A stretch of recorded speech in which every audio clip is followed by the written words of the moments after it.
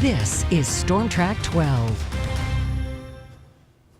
Well, quiet conditions ruled the day today on this Saturday, but things are quickly changing as we go into the overnight tonight. We've cooled off down to 34 degrees right now, and many locations have also done the same as we all get closer and closer to the freezing mark as the precipitation starts to approach. There's that low. It is sitting over eastern Tennessee, and the swath of precipitation going all the way around the northern and eastern extent of it. And as we zoom in a little bit closer towards the Twin Tiers here, again, the rain has stretched all the way through Pennsylvania now, and we're starting to see some pockets of wintry weather now, especially in the northern portions of Pennsylvania, getting into southern New York as well. And at least for right now, things are still quiet across the Twin Tiers, but we're going to start to see that precipitation arrive the farther in the night that we go. I spoke about those temperatures. Again, everyone has finally cooled off now, down to freezing in green and just a few degrees above that in many other locations. So, yeah, things are definitely getting colder, and as we do see that happening, we're going to see the freezing rain arrive later on tonight because temperatures will be cold enough at the surface to where rain that falls through the atmosphere will freeze on contact at a cold surface. So we're expecting a light ice coating in the light purple here across much of the western part of the viewing area, and maybe even higher totals up into the Catskills here, up to 1/10 of an inch of ice. So that's something we're keeping an eye out for.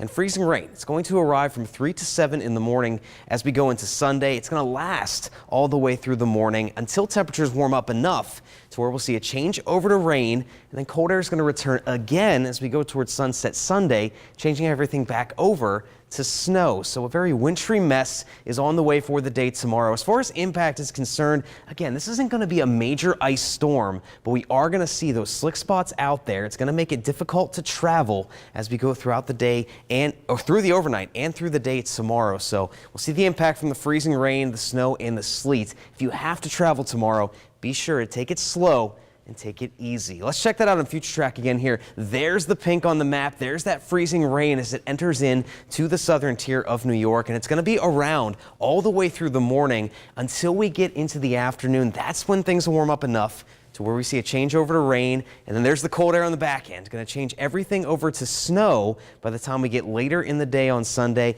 and then also into Monday morning. By that point, it'll be cold enough for just all snow. Let's check those temperatures out again tonight here, right near freezing as that precipitation arrives and moves in for Sunday morning. And then notice we stay there until the afternoon. That's when we'll get a few degrees above freezing.